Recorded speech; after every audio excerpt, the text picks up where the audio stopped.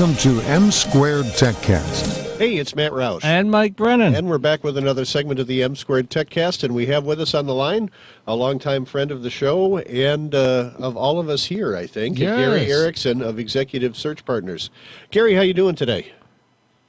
Good. How are you guys doing? Great. And we're hoping the weather's really lousy in Florida, is it, or is it good?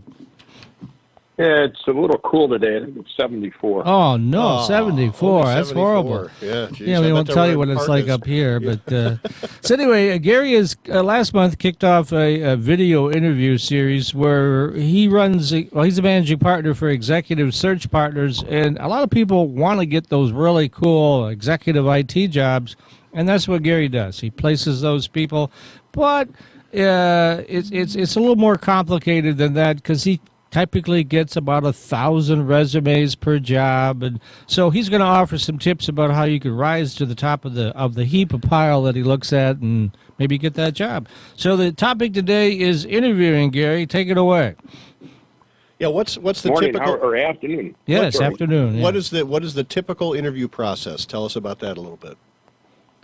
Well, let me put it just a little in context. You know, the interview process is where the rubber hits the road, and where most people, you know, they go through an interview and somebody says you did okay, and they never hear back from anyone. Yeah, we've been there. Yep. And it's really frustrating. So there's ways to make sure you really hit your mark when you're being asked the kind of questions. I'm going to talk, if you don't mind, a little bit about the whole process of interviewing. Sure. And I'd like to set it up with two interesting rules. First rule is the more the other person talks, the better you look. Mm.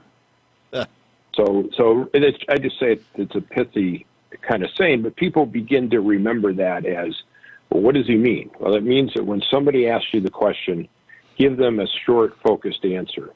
Don't go on and on and on and on and on and on and on like that. Mm-hmm.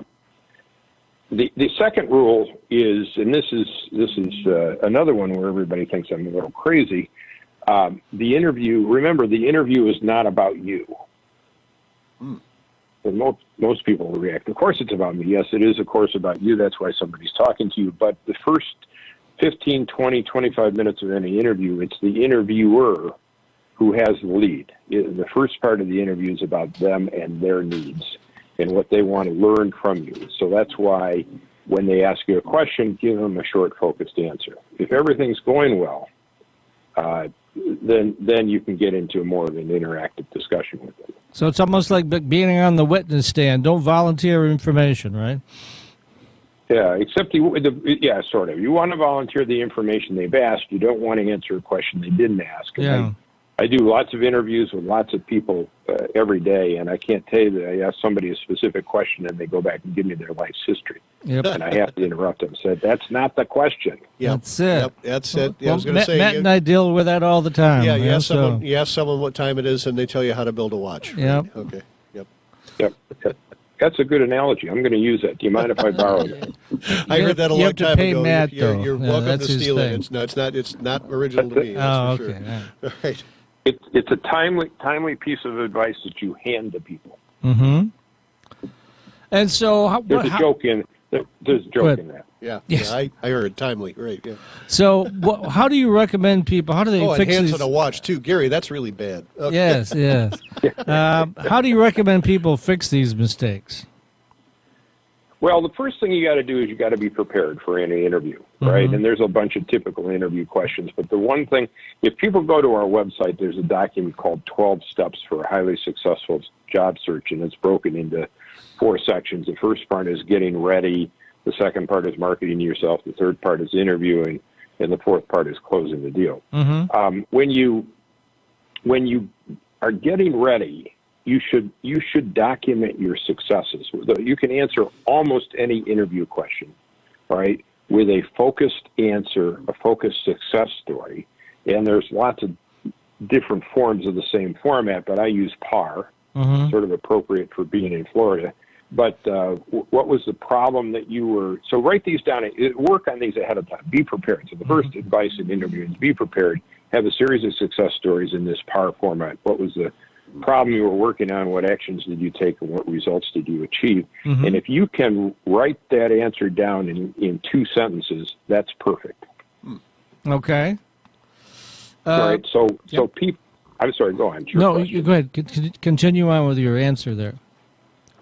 So when somebody asks you a question, if you can say, a lot of typical questions are, have you ever done something like this? Yes, I have. Let me give you an example. And you lost you into the short par. Frequently, an experienced interviewer at that point might just shut up and look at you like, tell me more. But you shouldn't. All right? Just shut up. Let that person take the lead. And if they want more details, they'll give you more answers. They'll ask you, tell me more about this. Right. How did you do this? What did you do there? Then you can get into more detail. Right. All right. When you say prepare for an interview, what specifically do you mean by that? How should someone prepare for an interview? Well, they should create these pars and get ready for them. They should go over. There's a lot of typical interview questions. The first thing you want to do is you want to find out, if you can, who are you interviewing with. So look at their LinkedIn profile. You need to learn about the company. You need to be prepared to answer the 2 questions.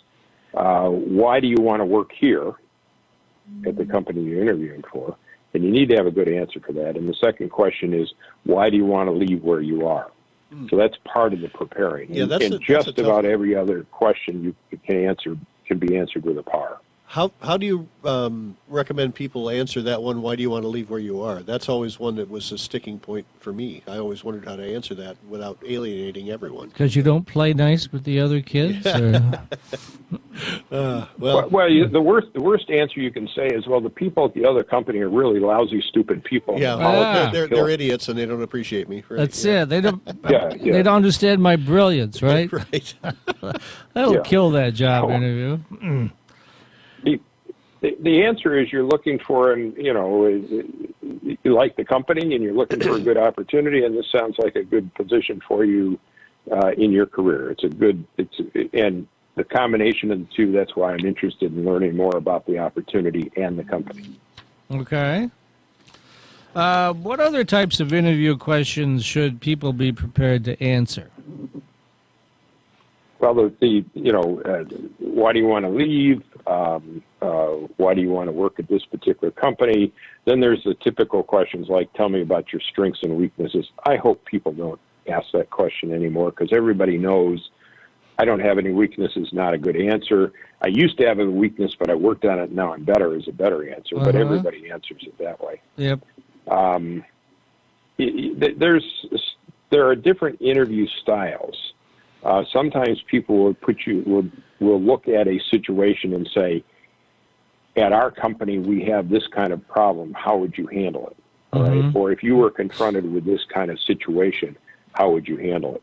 And the best way to answer that is to say, well, that's like a situation or a problem or an opportunity I had when I was at XYZ company, and then you give them your par. Right?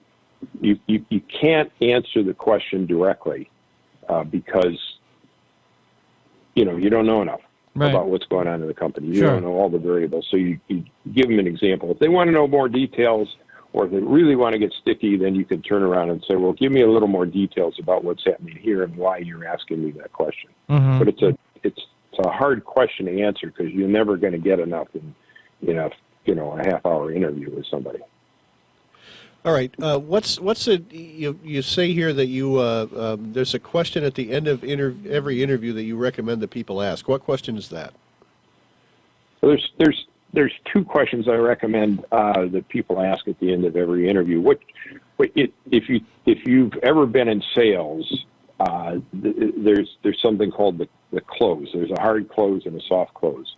The hard close is when you go to the car dealership and the sales guy says, what's it going to take for you to buy the car today? That's the hard close, yep. That's a hard close. That's why people don't do that anymore. They buy online, right? Yeah, then he has to go talk to his sales manager. Oh, right? Of course, yes. Or you can go try and buy it online from one dealer and then take that quote to another dealer and say, hey, beat this. Yeah. That'd be another. That works. That's a good one. Yeah. So the 2 questions. The first question is what you want to do at the end is you want to make sure you understand any objections the person might have to hiring you. Mm-hmm. So 2 ways to get at it. The first question is, what are the top 4 or 5 things you expect the person to get done in this position in the next year? Okay. Okay. That's good. And they come back and they give you that, and you say, well, we've talked about the first one and the second one. We didn't talk about the third one. Let me give you an example of what I've done there. So you're reinforcing with them that you can actually do the job and solve the problems they have. The second question I ask, which you really want to say to the person, is, how did I do in the interview? Mm-hmm. But you can't, because then you're asking them to make a judgment, and you're asking them to be really personal. And most people say, "Oh, you did okay," right? Yeah, right. You know, but that's not what Oh, you you want did to fine. get. Yes, Yeah, sir. not we much we all know feedback what, there. Yeah, right? we all know what fine means. Right? Yep. Yeah. Okay. Moving on.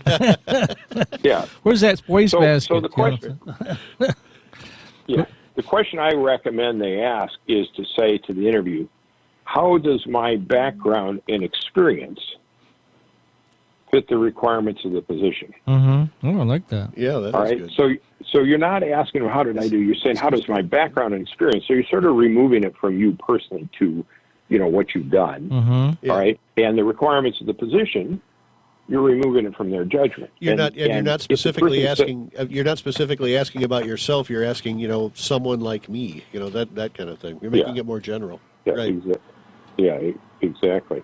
And if that gives a person to say, well, I think you got good experience here and good experience here, but I'm not so sure about that here. Okay. Well, okay, there's their objection to hiring you, right? And you want to, and it's a good thing you're having an opportunity to answer the question at the time. You say, well, yes, we haven't talked about that. Let me give you an example of what I've done along those lines. Or no, you're exactly right. I haven't done exactly that. I've done something similar. Let me give you an example. Okay. All right. Well, And at least you brought out their objection, and you've had a chance to answer that. Yeah. Okay, we've got a little bit over a minute to go, Gary. Why don't you let people know how to get a Shameless hold of you? plug and time. And the Okay. services that you offer. Well, Executive one other search partners. question that I think you could ask somebody when you're there that gets okay. a little personal is, ask them why they joined the company or why they like working there. That's always a good question to get into at some point. All right, it allows the other person to talk, and it gets into a more interactive conversation, and it shows that you're really interested in the job. Okay. So how do you get hold of me? You can go to our website, execsearchpartners.com. Mm-hmm. All right, Yep. and you can find all of the contact information about the company and the phone numbers, the email addresses, anything you want to find out about us. Well, almost anything. Almost anything. Sounds good, Gary. Thanks a lot, and we'll look forward to having you back on the show soon. Traditional four-year students love Lawrence Technological University's thriving campus life, but LTU has always met non-traditional students' needs too. Lawrence Tech offers over 100 degree and certificate programs that can get adult students started or back on track. And most of our classes are conveniently offered evenings at our beautiful Southfield campus or online, so you can balance your social, family, and work life even while you power up your career. Lawrence Tech, where Blue Devils dare.